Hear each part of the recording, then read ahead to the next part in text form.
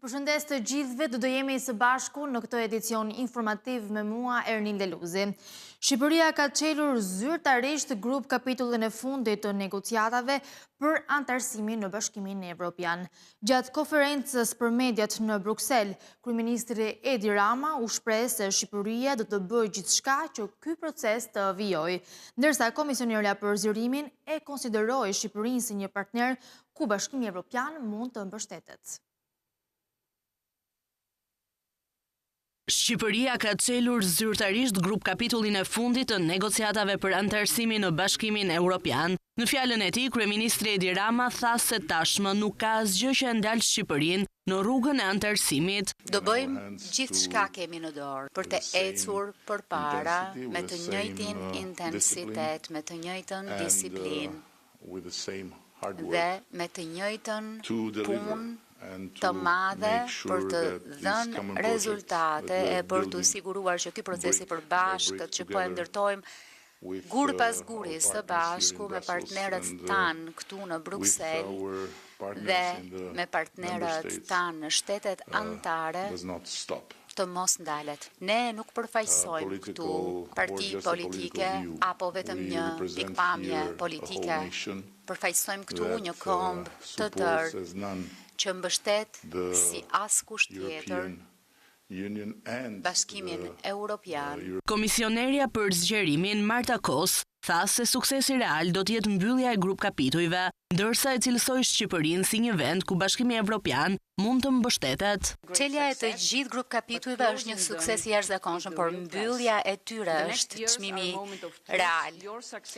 Në fakt, suksesi juaj do të përcaktohet se sa mirë, sa shpejt miratoni e zbatoni legjislacionin evropian.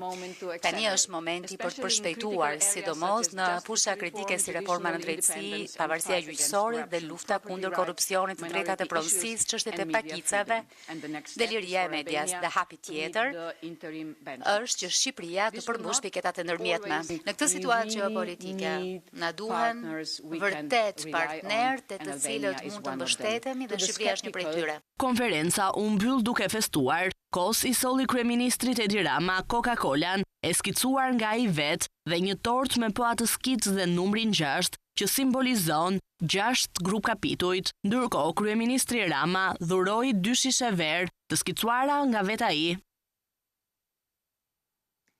Qeveria ka depozituar në kuvent një projekt ligj që ndryshon dhe zgjeron ligjin për startupet. Drafti synon të krijojë një kuadër modern dhe të përputhshëm me standardet e Bashkimit Evropian dhe njëkohësisht të përmbush detyrimet e planit të rritjes që i siguron Shqipërisë 9 milion euro për instrumentet e inovacionit dhe skemat mbështetëse. Qeveria ka dorëzuar në kuvent projektligjin për disa shtesa dhe ndryshime në ligjin për mbështetjen dhe zhvillimin e startupeve, me synimin për të zgjeruar kuadrin ligjor drejt përfshirjes së inovacionit. Drafti sjell riorganizim të thellë të politikave dhe mekanizmave të mbështetjes, duke unifikuar në një strukturë të vetme rregullimin e startupeve dhe të inovacionit në vend. Sipas relacionit shoqërues, ndryshimet vijnë si detyrimi i masave të ndërmjetme të parashikuara në planin e rritjes së Bashkimit Evropian për Ballkanin Perëndimor. Përmbushja e këtyre masave i siguron Shqipërisë një përfitim financiar prej 9 milion eurosh, ndërkohë që e afron vendin me standardet dhe praktikat më të mira europiane në fushën e inovacionit, kërkimit shkencor dhe zhvillimit të sipërmarrjes. Ndryshimet e rëndësishme parashikohen dhe në aspektin institucional. Ministri përgjegjës për inovacionin do të ketë mandatin politik për hartimin e politikave, ndërsa agjencia Startup Albania merr përgjegjësinë e plotë ekzekutive si për startupet ashtu edhe për programet e inovacionit. Sipas qeverisë, kjo qasje synon të shmang fragmentimin institucional dhe të rrisë efikasitetin në zbatimin e politikave. Projektligji vlerësohet si domosdoshmëri në një kohë kur ekosistemi i startupeve në Shqipëri po rritet me ritme të shpejta, që prej vitit 2022, qeveria ka mbështetur 172 startupe dhe 23 organizata lehtësuese me mbi 10 milion euro financime. Ndërsa sipas European Innovation Scoreboard 2024, Shqipëria vlerësohet si një emerging innovator me vetëm 41.8% të mesatares së BE-s, duke bërë të domosdoshme forcimin e politikave dhe mekanizmave mbështetëse. Projektligji përfshin 14 nene dhe synon krijimin e një kuadri ligjor të unifikuar që mbështet zhvillimin e ideve inovative, adoptimin teknologjik dhe rritjen e konkurrueshmërisë së bizneseve shqiptare. Në përputhje me Bashkimin Evropian, drafti nuk sjell kosto shtesë për buxhetin e shtetit përtej atyre të planifikuara në PBA 2026-2028.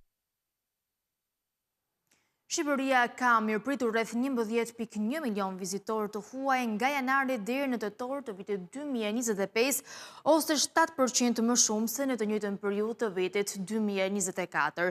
Ndërkohë, vetëm në muajin tetor janë regjistruar mbi 908.000 vizitorë. Shqipëria po vijon të përjetojë rritje të fluksit turistik për gjatë vitit 2025. Ministri i Turizmit, Kulturës dhe Sportit Blendi Gonxha në një postim në rrjetet sociale bën të ditur se Shqipëria ka mirëpritur 11.137.328 vizitorë të huaj nga janari deri në tetor 2025, ose 7% më shumë se në të njëjtën periudhë të vitit 2024. Ndër të tjera, Ministri Gonxha thekson se vetëm në tetor 2025 janë regjistruar 908.642 vizitorë, një ritëm që dëshmon transformimin e turizmit gjithvjetor, duke lënë pas modelin sezonal dhe duke afirmuar Shqipërinë si një destinacion në zhvillim të qëndrueshëm dhe tërheqës në çdo stin. Vendodhja gjeografike e Shqipërisë favorizon zhvillimin e një industrie turistike gjatë gjithë vitit.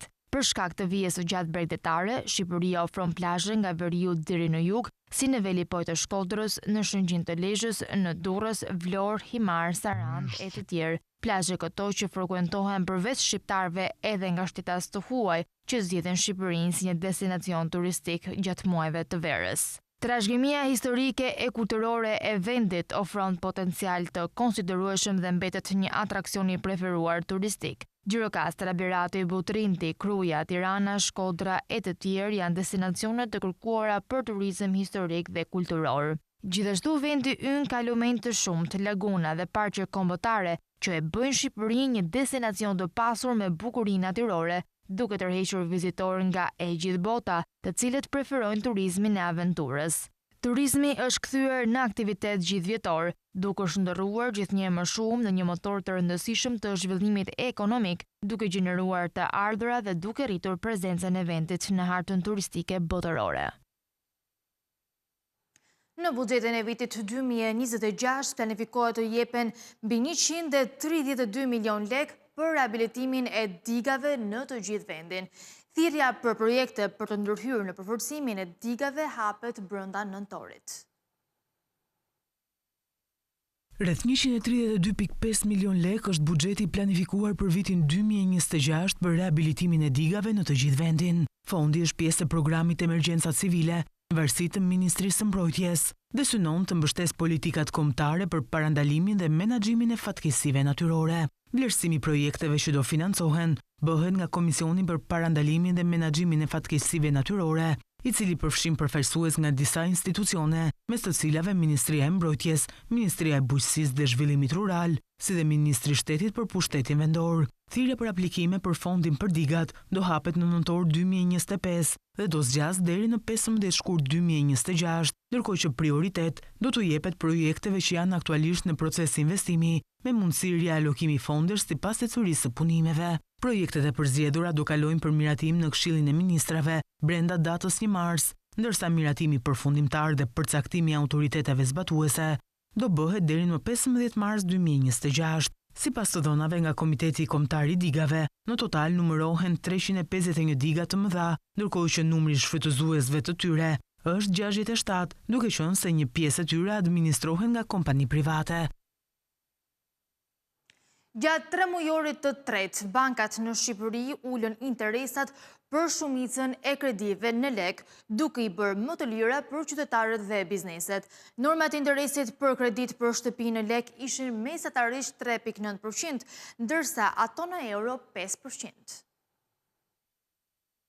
Gjatë 3 mujorit të tretë të vitit, bankat në Shqipëri kanë ulur interesat për shumë lloje kredish në lek. Kjo do të thotë se marrja një kredie është bërë më e lirë për qytetarët dhe bizneset. Bizneset që morën kredi në lek paguan mesatarisht 6.4% interes, më pak se 6.7% që ishte në tërmujorin e kaluar. Normat e interesit për kredit të vogla deri në 35 milion lek, që zakonisht i marrin bizneset të vogla, kanë pasur ulje të lehtë gjatë gjithë vitit. Edhe kredit të mëdha kanë spritur pak, nga 6.4% në 6.2%. Sipas raportit të politikës monetare të Bankës së Shqipërisë, kredit që kanë interes të fiksuar për një vit janë bërë më të lira, ndërsa ato me interes të fiksuar për më shumë se një vit nuk kanë ndryshuar. Një qytetar që mori kredi për shtëpi në periudhën korrik shtator paguan mesatarisht 3.9% interes, një lloj si më parë, ndërsa për kredi konsumatore si për blerje apo shpenzime personale, interesi ka zbritur nga 8.9% në 8.5%. Bizneset që morën kredi në euro paguan rreth 5.7% interes, pa ndryshime të mëdha nga tremujoret e kaluar. Kreditë vogla dhe të mëdha në euro janë bërë më të lira, por ato me madhësi mesatare janë pak më të shtrenjta.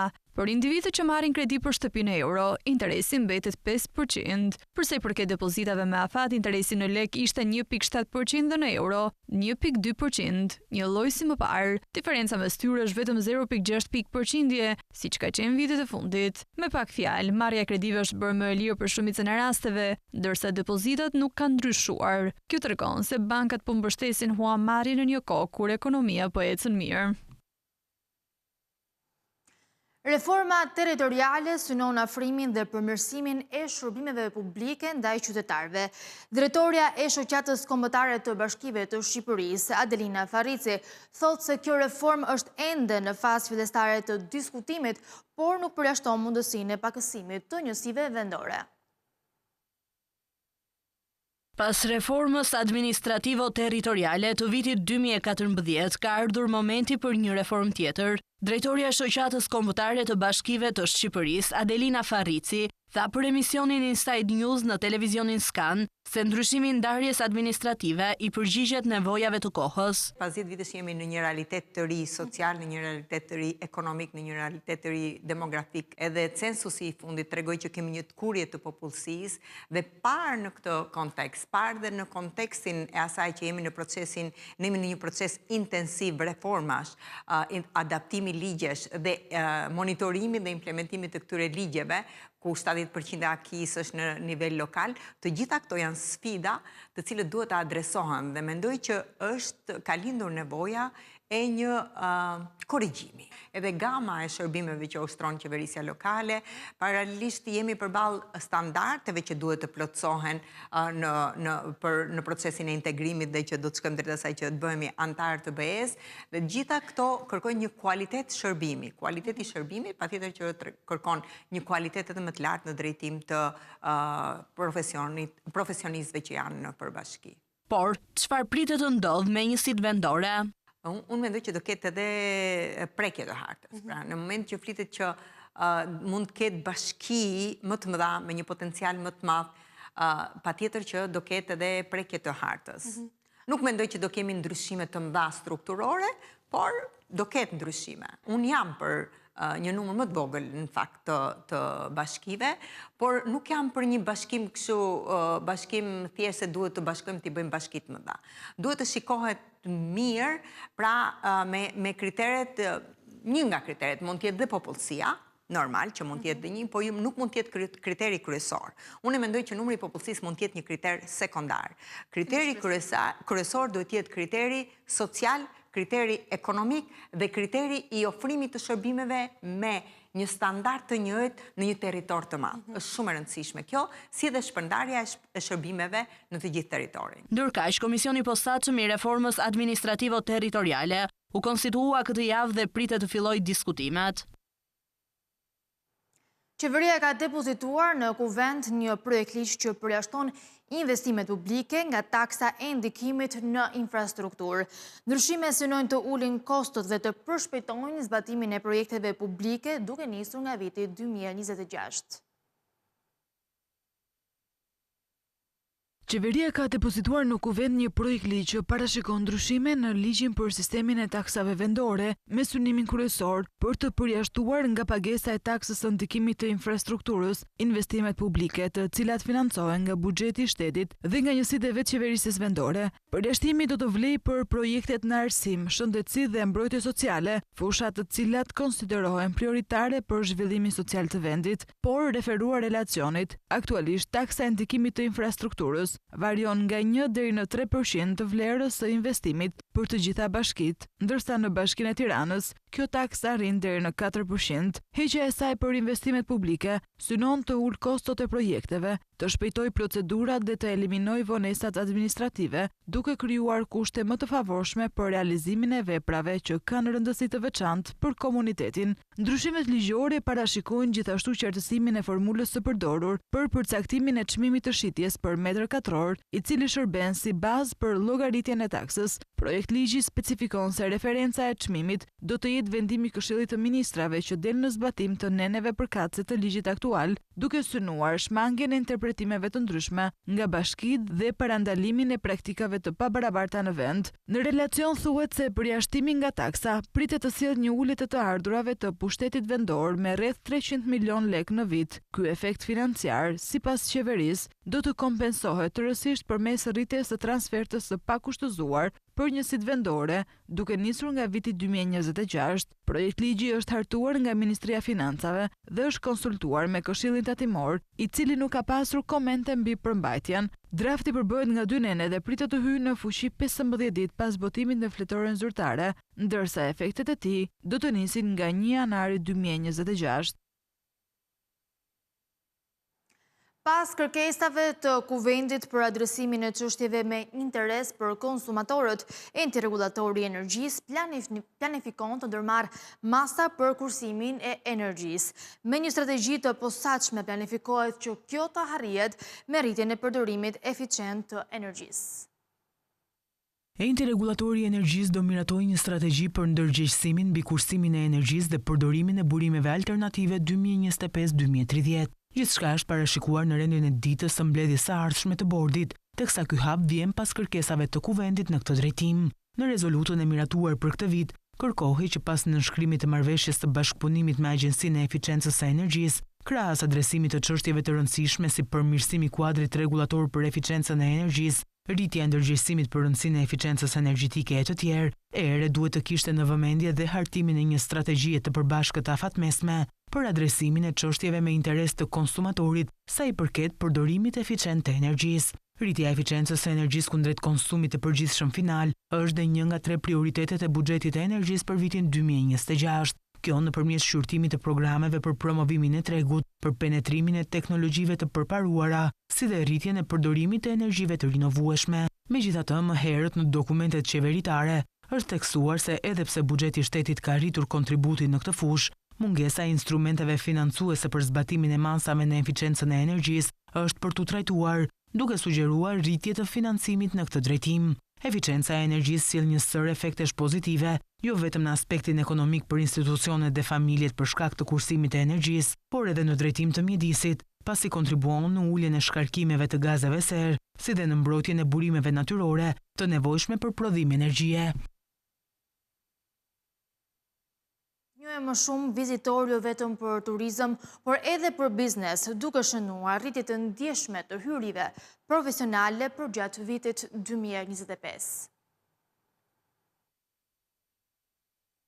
Shqipëria po lakohet gjithnjë më shumë në media si një destinacion që ja vlen të vizitohet, fal rritjes së ndjeshme të turizmit dhe imazhit pozitiv që vendi ka fituar vitet e fundit. Megjithatë, turizmi nuk është e vetmi arsye pse Shqipëria po tërheq një numër gjithnjë më të madh vizitorësh. Sipas statistikave të hyrjeve, edhe vizitat për arsye biznesi kanë shënuar një rritje të fortë, duke reflektuar interesin në rritje për mundësitë ekonomike dhe profesionale që vendi ofron. Për 8 muajt e parë të vitit janë regjistruar rreth 188.000 vizita biznesi, një shifër që tregon një ritëm të lartë të aktiviteteve ekonomike. Kulmi i këtyre hyrjeve është shënuar në maj dhe në qershor, me rreth 23.000 dhe 24.000 vizita përkatësisht. Krahasuar me të njëjtën periudhë të një viti më parë, ku numri i vizitave të biznesit ishte rreth 155.000, vihet re një rritje dukshme gjatë vitit 2025. Ndërkohë, gjatë vitit 2024, kulmi i vizitave të biznesit dhe atyre profesionale u regjistruar në muajin mars, me rreth 24.000 hyrje. Në tërësi, të dhënat sinjalizojnë se Shqipëria po konsolidohet jo vetëm si një destinacion turistik, por edhe si një qendër e rëndësishme për aktivitetet e biznesit në rajon. Nga ana tjetër, të dhënat për arsyet e tjera të udhëtimit tregojnë tablo të ndryshme.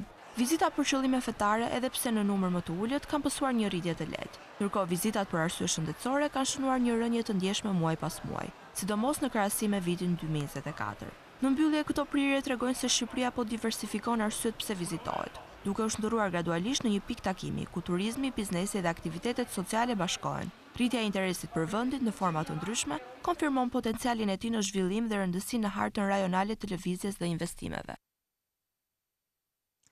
Të vetë punësuarit duhet të deklarojnë që nuk kanë të bëjnë me biznes fiktiv në mënyrë që të mos tatohen më si të punësuar.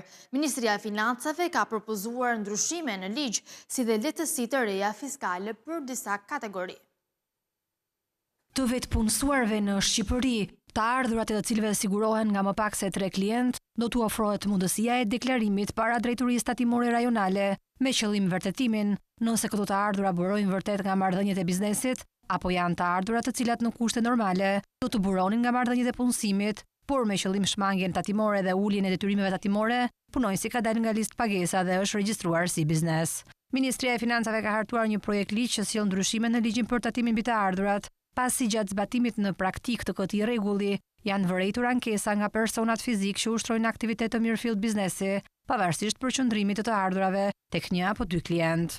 Referuar relacionit përkatës në funksion të krijimit të një sistemi tatimor sa më të drejtë, me anë të këtij projekt ligji parashikohet përcaktimi i deklaratës së statusit të vetë punësuarit, ku listohen kriteret shtesë, që pavarësisht se nëse personi fizik mund të ketë 80% të ardhurave nga një klient i vetëm apo 90% nga 2 klient, por në të njëjtën kohë ushtron një marrëdhënie të mirëfillt biznesi, atëherë të mos penalizohet nga ky rregull antishmangje, por të bëhen vlerësime të mëtejshme lidhur me subjektet, të cilat janë realisht shmangës tatimor. Kriteret që parashikohen në deklarat lidhen kryesisht me llojin e shërbimit dhe natyrën e marrëdhënies së punës, sjelljen e të vetë punësuarit në ambientin e punës, kontrollin mbi produktin e punës dhe faktorët e gjenerimit të tij, të cilat do të vetë deklarohen nga i vetë punësuari.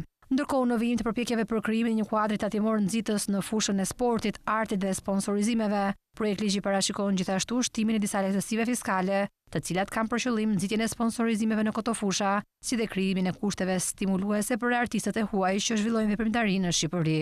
Në këtë kuadër propozohet zgjerimi i kategorisë së subjekteve që përfitojnë nga njohja si shpenzim i zbritshëm në masën sa 3 fishi i shumës së sponsorizuar, ku shuma e sponsorizuar njihet deri në nivelin 5% të fitimit para tatimit. Kategori që do të përfshihen përveç ekipeve sportive, do të përfshin dhe federatat sportive, komitetet olimpike, si dhe sportistët e nivelit të lartë që kanë fituar tituj për merit në sport. Me qëllim nxitjen e tërheqjes së artistëve të huaj në vend, propozohet përjashtimi nga rezidenca tatimore për një periudhë 24 muajsh për artistët që nuk janë shtetas shqiptar. Gjithashtu me anë të këtij projekt ligji propozohet që nga 3% që janë aktualisht shpenzimet e zbritshme lidhur me aktivitetin e kërkimit dhe zhvillimit, që synojnë përfitimin e njohurive të reja në fushën e shkencës dhe teknologjisë, si dhe zbatimin e tyre përmes inovacionit në produkte apo shërbime, të njihen deri në 5% të fitimit para tatimit.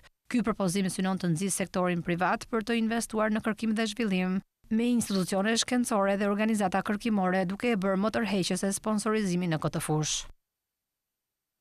Aksidentet në punë vijojnë të rriten me 177 punëmarrës të dëmtuar dhe 33 humbje jete vetëm për gjatë vitit 2024, duke shënuar 3 viktima më shumë se një vit më parë, ndërsa sistemi shëndetësor përjetoi ulje vizitash në kujdesin parësor dhe rritje shtrimesh në spitale.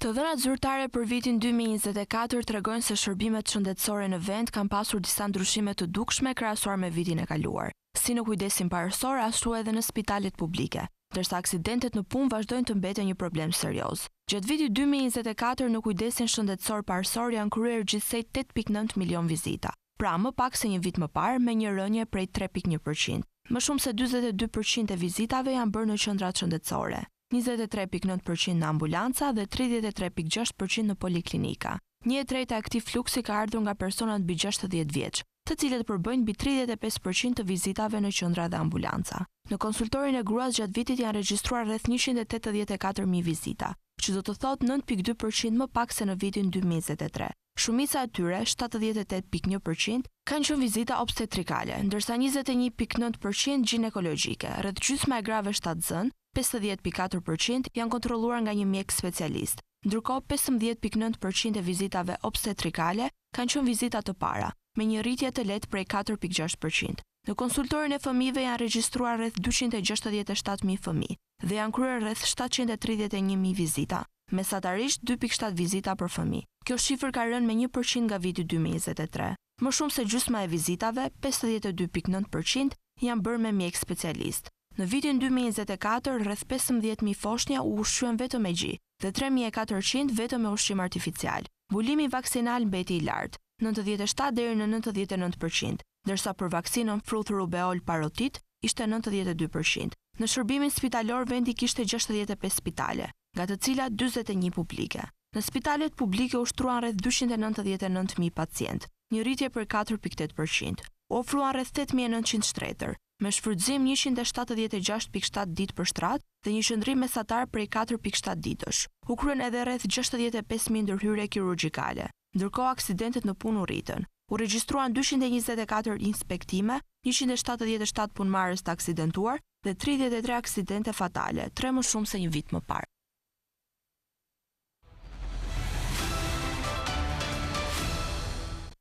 Greqia po përjeton një rritje të fortë të turizmit ndërkombëtar, duke u renditur në vendet me ecurinë më të mirë në Evropë. Numri i turistëve u rrit me mbi 22% krahasuar me vitin 2019, duke renditur shtetin helen vetëm pas Serbisë dhe Maltës.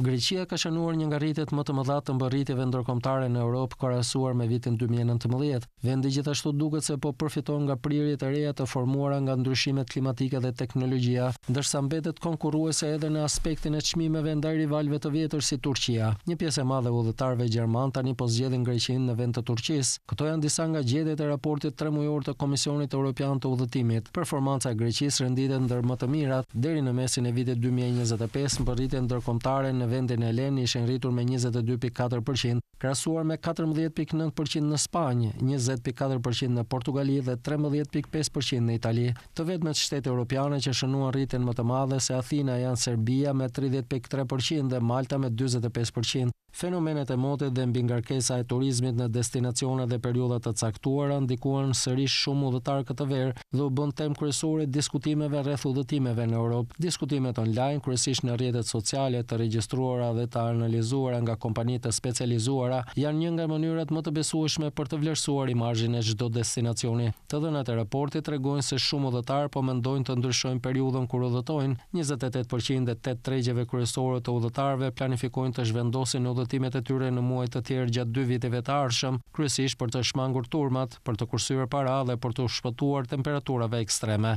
Udhëtarët po përdorin gjithnjë më shumë mjete digjitale për të bërë zgjedhje më të zgjuara. Përdorimi i inteligjencës artificiale në planifikimin e udhëtimeve është pothuajse dyfishuar, duke u rritur nga 10% një vit më parë në 18% në vitin 2025. I udhëhequr nga brezat e Gen Z dhe Millennials, vendet që e përdorin më shumë teknologjinë e re janë Kina me 40% dhe Shtetet e Bashkuara me 27%.